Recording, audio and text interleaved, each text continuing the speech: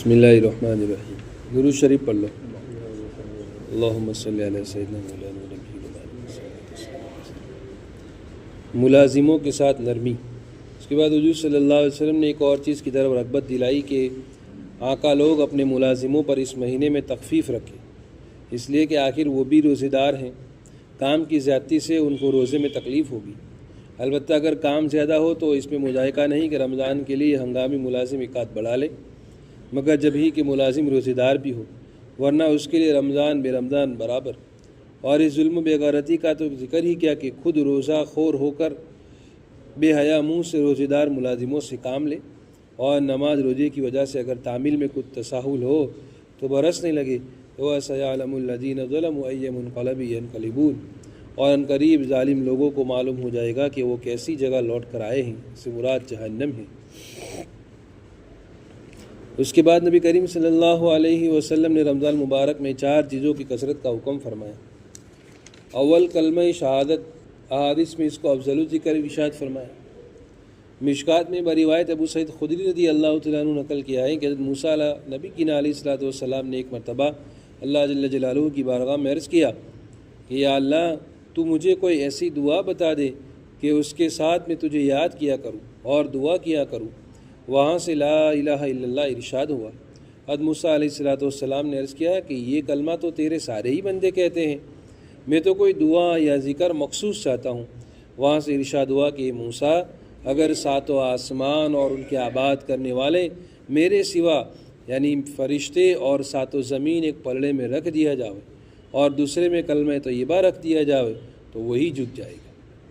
ایک حدیث میں وارد ہے کہ جو شخص اخلاص سے اس کلمے کو پڑھے، آسمان کے دروازے اس کے لیے فوراً کھل جاتے ہیں اور عرش تک پہنچنے میں کسی قسم کی روک نہیں ہوتی، برشرطے کہ کہنے والا کبائر سے بچے۔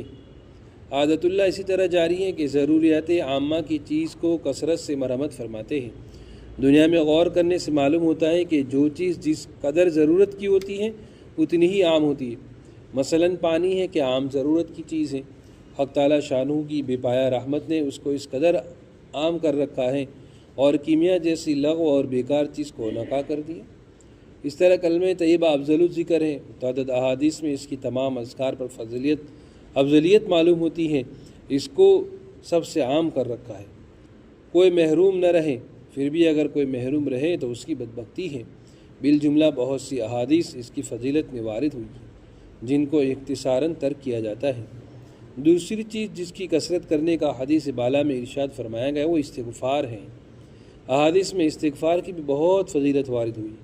ایک حدیث میں وارد ہے کہ جو شخص استغفار کی کثرت رکھتا ہے، حق تعالیٰ شانہ ہر تنگی میں اس کے لیے راستہ نکال دیتے ہیں اور ہر غم سے خلاصی نصیب فرماتے ہیں اور ایسی طرح روزی پہنچاتے ہیں کہ اس کو گمان بھی نہیں ہوتا۔ ایک حدیث میں آئے کہ آدمی گنہگار تو ہوتا ہی ہے، بہترین گنہگار وہ ہیں جو توبہ کرتا رہے۔ ایک حدیث قریب آنے والی ہے کہ جب آدمی گناہ کرتا ہے تو ایک کالا نقطہ اس کے دل پر لگ جاتا ہے، اگر توبہ کرتا ہے تو وہ دھل جاتا ہے ورنہ باقی رہتا ہے۔ اس کے بعد حضور صلی اللہ علیہ وسلم نے 2 چیز مانگنے کا امر فرمایا جن کے بغیر چارہ نہیں، جنت کا حصول اور دوزخ سے امن۔ اللہ اپنے فضل سے مجھے بھی مرحمت فرمائے اور تمہیں بھی۔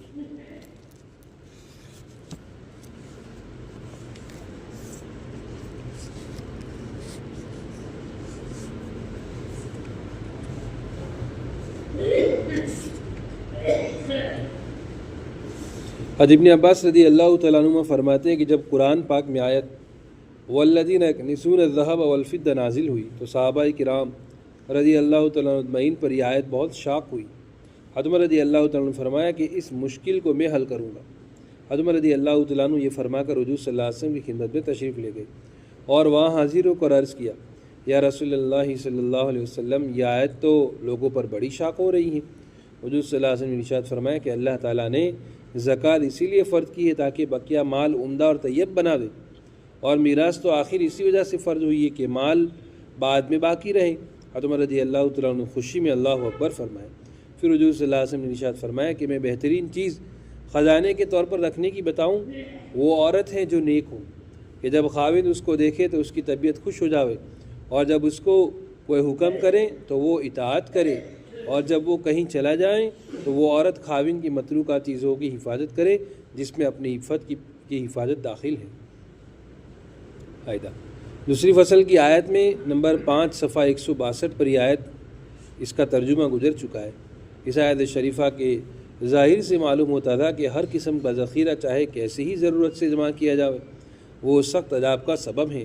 اسی لیے صحابہ کرام رضوان اللہ تعالیٰ عنہ اجمعین کو بڑا شاق گزرا کہ اللہ تعالیٰ اور اس کے رسول صلی اللہ علیہ وسلم کے ارشادات پر عمل تو صحابہ کرام کی جان تھی اور ضرورت بسا اوقات روپیہ وغیرہ رکھنے پر مجبور کرتی، اس لیے بڑی گرانی ہو رہی تھی، جس کو حضرت عمر رضی اللہ تعالیٰ عنہ نے حضور صلی اللہ علیہ وسلم سے دریافت کر کے حل کیا۔ حضور صلی اللہ علیہ وسلم نے تسلی فرما دی کہ زکوٰۃ اسی لیے فرض ہوئی ہے کہ اس کے ادا کرنے کے بعد باقی مال طیب ہو جائے، اور اس سے مال کے جمع رکھنے پر دلیل ہو گئی کہ زکوٰۃ تو جب ہی واجب ہوگی جب سال بھر مال موجود رہے۔ اگر مال کا رکھنا ہی جائز نہ ہوتا تو زکوٰۃ کیوں واجب ہوتی؟ نیز اس سے زکوٰۃ کی کتنی بڑی فضیلت معلوم ہوئی کہ اس کے ادا کرنے کا ثواب تو مستقل اور علیحدہ رہا، اس کی وجہ سے باقی مال بھی پاک اور صاف اور طیب بن گیا۔ خود قرآن پاک میں بھی اس طرف اشارہ ہے۔ اب تعالیٰ شانو ارشاد فرماتے ہیں خود من اموالہم صدقۃ تطہرہم وتزکیہم بہا، آپ ان کے مالوں سے صدقہ لے لیجیے جس کے ذریعے سے آپ ان کو گناہوں کے آثار سے پاک صاف کر دیں گے۔ ایک حدیث میں حضور صلی اللہ علیہ وسلم کا ارشاد ہے کہ اپنے مال کی زکوٰۃ ادا کیا کرو کہ یہ تمہارے پاک ہونے کا ذریعہ ہیں۔ ایک اور حدیث میں ہے کہ زکوٰۃ ادا کیا کرو، وہ پاک کرنے والی ہے، اللہ تعالیٰ تم کو اس کے ذریعے سے پاک کر دے گا۔ ایک اور حدیث میں ہے کہ اپنے مالوں کو زکوٰۃ کے ذریعے سے گندگی سے یا اضاعت سے محفوظ بناؤ اور اپنے بیماروں کی صدقے سے دوا کرو اور بلاؤں کے لیے دعاؤں کو تیار کرو۔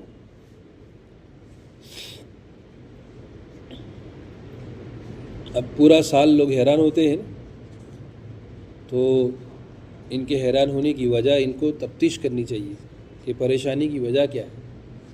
مال ہے اور زکوٰۃ نہیں دی، مال ہے اور زکوٰۃ نہیں دی، پھر پتہ چلا مال چوری ہو گیا، مال چوری ہو جائے گا۔ یا کسی اسکیم میں پیسے لگائے تو پتہ چلا پیسے ڈوب گئے، کیا ہوا تھا کہ 2 کروڑ کا کوئی لے کر چلا گیا، تو چلا جائے گا، مال چوری ہو جائے گا۔ نہیں تو پھر ڈاکٹر تو ہے ہی، یہ تو بہترین آپشن ہے۔ کیا ہوا تھا کہ بچہ بیمار ہے، بیوی بیمار ہے، باپ بیمار ہے، ماں بیمار ہے، چلتا رہتا ہے۔